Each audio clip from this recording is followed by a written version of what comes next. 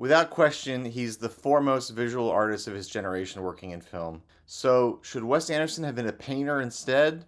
Well, his movie frames increasingly resemble canvases, with color schemes to make any abstract painter envious. You can linger on each shot in films like Asteroid City. You notice the precise composition, you notice things in various corners of the image, you experience a mood because of the vivid colors and patterns. He creates with the ability of a painter, even though he is not one himself. But beyond the aesthetics, there are actual paintings in every Wes Anderson film. As Wes Anderson, the artist, grows more sophisticated, so does the treatment of painting in his films. We can see the paintings change from being a punchline to being a crucial plot line, from a snarky joke to a declaration of love.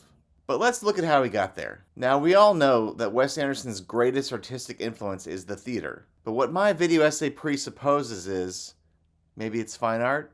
I don't know enough about Wes Anderson to know this, but did he train as a painter at any point in his life? No.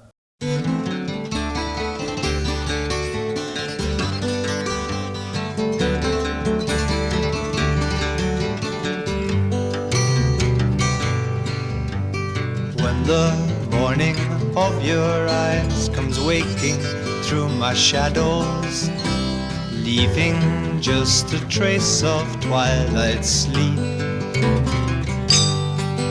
I whisper to the baby raindrops playing on my window, and tell them gently this is not the time that they should weep. For somewhere in my mind there is a painting box. I have every color there, it's true.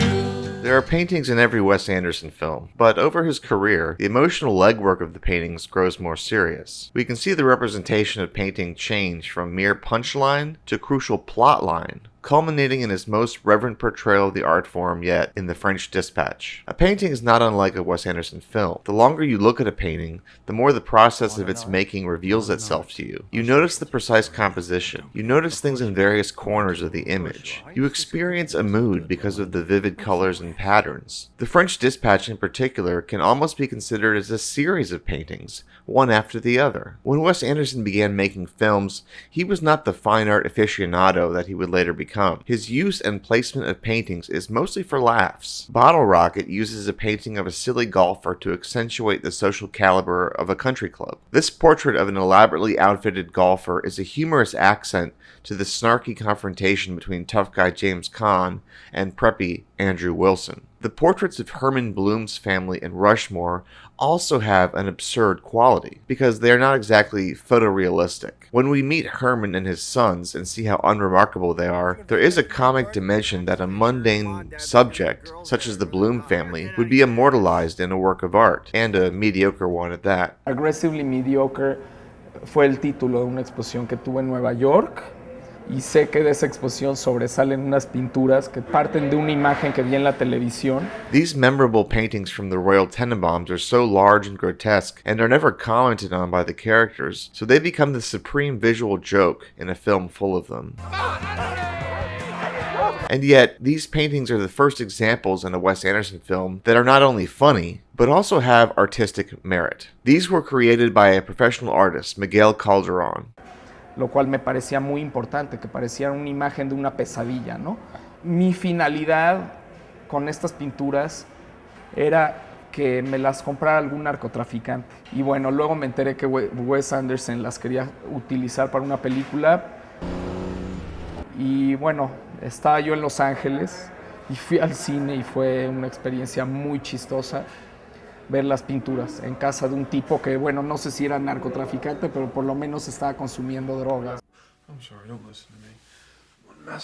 Another professional painter, Elliot Puckett, also worked on Tenenbaums in the art department. Anderson has started to surround himself with artists of a serious caliber. The Life Aquatic with Steve Zissou again features portraiture, slimmed-down likenesses of the titular character, which are seemingly meant to be kind of funny, but also whimsical. The Darjeeling Limited is not a film that prominently features painting, but it does have some of Anderson's earliest use of flamboyant color in his art direction, and even in the detailing of the train interior, we see meticulous flourishes that would characterize his later work. But this cutaway is worth unpacking, because it communicates the notion that the Whitman brothers are out of their element here in India, more succinctly than anything else in the film. This religious icon painting is never explained or put into any kind of context other than a quick shot from a distance. I did some digging, and I think that this moment perfectly encapsulates the Whitman characters and their relationship to India. They are tourists in every sense. Jack sees the painting while losing interest in the Sikh prayer. He sees it, we see it, and then it is surreptitiously forgotten. It's as if Wes Anderson wanted us to think, oh, there's a painting on that wall of something. Wait, is that blood? And then we're on the floor breaking prayer while Jack asks his brothers if they feel anything. This painting of Bhai Taru Singh does not land with the American characters, nor with the audience, and I had to do some detective work just to find out what it actually depicts. Singh is an 18th century Sikh martyr who allowed himself to be scalped instead of convert to Islam at the demand of the oppressive Mughal Empire. But the Darjeeling Limited never explains any of that. The Whitmans see India as a vehicle for getting to understand themselves better. Upon seeing this sacred painting, Jack dismisses it without a second thought. I would think that Wes Anderson is aware that this is what his film is really about, that these privileged Americans are on a solipsistic spiritual journey, and this is a depiction, not an endorsement. Fantastic, Mr. Fox. Now we reach the turning point in Wes Anderson's career, his first foray into animation. Because of the nature of a stop-motion animated film, every shot has to be carefully planned ahead of time. Anderson began to use animatics to storyboard his films down to the smallest detail. When Anderson went back to working with humans in his next film, he retained part of this workflow. Anderson's longtime DP, Robert Yeoman, says that Wes Anderson still creates animatics for every shot in his films, which is a step beyond a storyboard in terms of capturing movement in each take. The live-action films that followed would be the most visually stunning of his career thus far. As Wes Anderson films become more and more like serious works of visual art, the director's attitude towards fine art is less tongue-in-cheek, although still somewhat humorous. Anderson makes films from the perspective of the outsider, the foreigner, the stranger. It is these people who pick up a brush and attempt to capture the harmony of existence. For if they could simply live in the harmony themselves, they wouldn't attempt to capture it at all. He discovers art through his characters in Moonrise, who make their amateur paintings out of love and innocence. With Moonrise Kingdom, he made his third film under the production company Indian Paintbrush. He dedicated that film to Juman Malouf, his girlfriend and muse. But I don't like the name. He made a film about young romance, and the way the main character paints his love, the painting became a sacred symbol for finding someone you love and who loves you for the very first time. In fact, the name of the film comes from the cove where Susie and Sam experience true freedom and love for the first time. In the Grand Budapest Hotel, characters literally risk their lives over a painting. A painting puts the entire story in motion. Art matters to this world as much as love. In fact, the two are one and the same. It reminded her of me. It will remind me of her. This is Van Hoytel's exquisite portrayal of a beautiful boy on the cusp of manhood. Blonde, smooth, skin as white as that milk, of impeccable provenance. One of the last in private hands, and unquestionably the best. It's a masterpiece. Anderson has always had a fascination with quote-unquote bad art, and with Boy with Apple from Grand Budapest Hotel, he seems to be having fun that such a banal subject, while beautifully rendered, is the source of so much hysteria and infighting among the characters. But this is art history he is parodying. Quote, I like Bruegel, which makes sense why he likes the painter Bruegel. One of Bruegel's most famous paintings is The Fall of Icarus. The painting depicts a bustling village scene of many characters all going about their routine lives. Only buried in one corner of the canvas is a small figure of Icarus landing in the water with a splash, completely anonymous and unnoticed among all the other working people in the scene. Bruegel seems to be making a statement that people are indifferent to the suffering and tragedies of others. The distancing of Icarus to the eye also adds to the emotional detachment of his fall, which therefore becomes darkly amusing. Anderson too distances his camera from people in his later work, with the emotional effects varying from whimsy to grim humor. I suppose you'd call that a draw. My wife and I jumped at Jasper Sharp's offer to follow in the footsteps of the wonderful Ed Ruscha and Edmund Duval and curate our own version of the greatest hits of the Kunsthistorische. Because we love this museum and we've been coming here on a regular basis since we met over a decade ago. Wes and Juman decided to break the separation between art and nature. They returned to the old idea of a cabinet of wonders, which is an archetype of today's museums where works of art, paintings, and objects from nature were exhibited together. Wes and Juman revived the German form of art curation, the Cabinet of Wonders, for their 2018 joint curation at the Vienna Art Museum. This horizontal arrangement of various objects that together evoke a kind of emotional response is not unlike the composition of a cinematic film frame. The feeling I get from watching this lateral dolly move is comparable to the experience of looking at one of these cabinets of wonders. With his invitation to curate at a world-famous art museum, Anderson is fully accepted into the art world.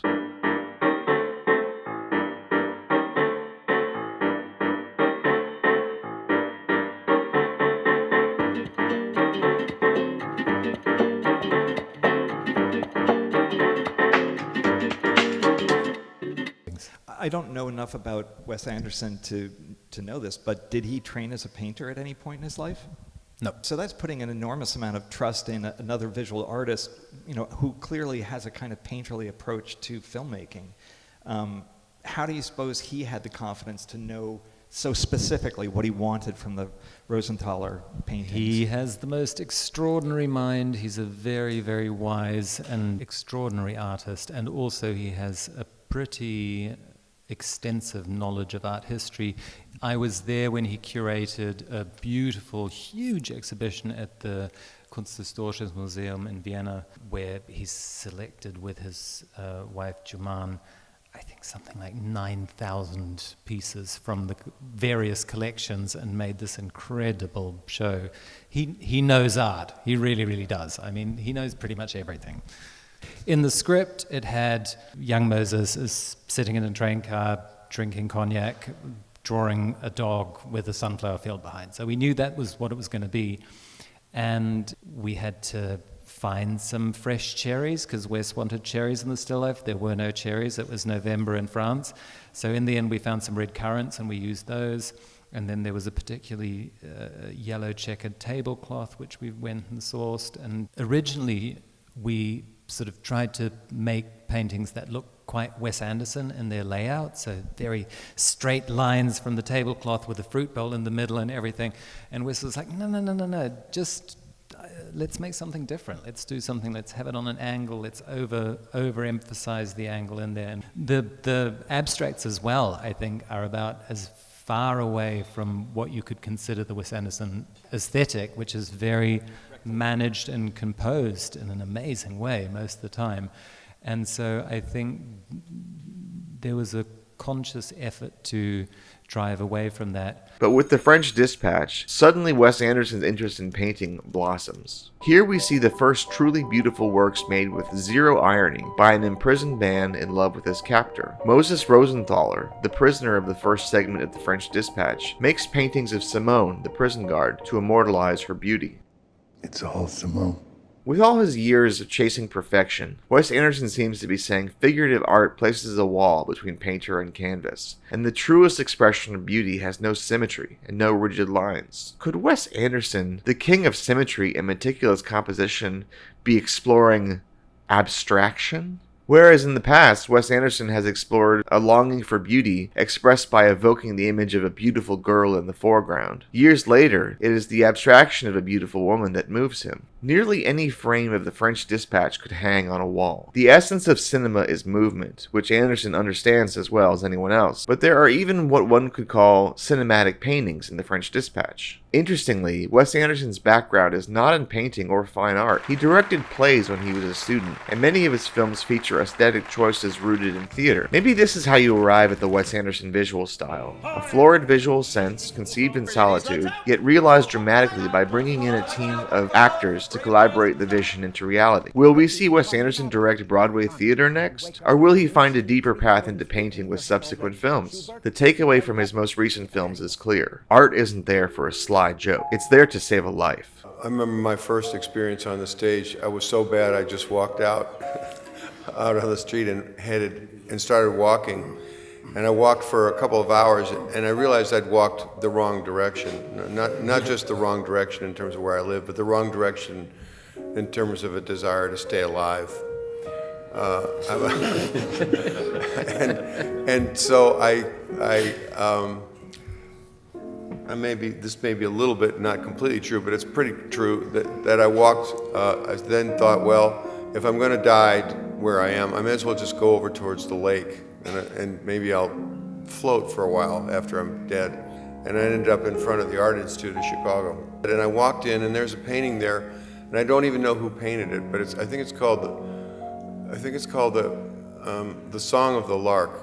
And it's a woman working in a field, and there's a sunrise behind her. And I've always loved this painting, and I saw it that day, and I just thought, well, look, there's a girl who doesn't have a whole lot of prospects, but the sun's coming up anyway, and she's got another chance at it.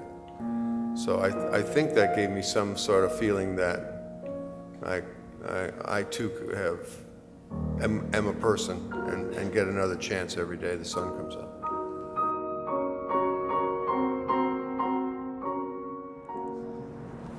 What's that you're painting? That's a jellyfish.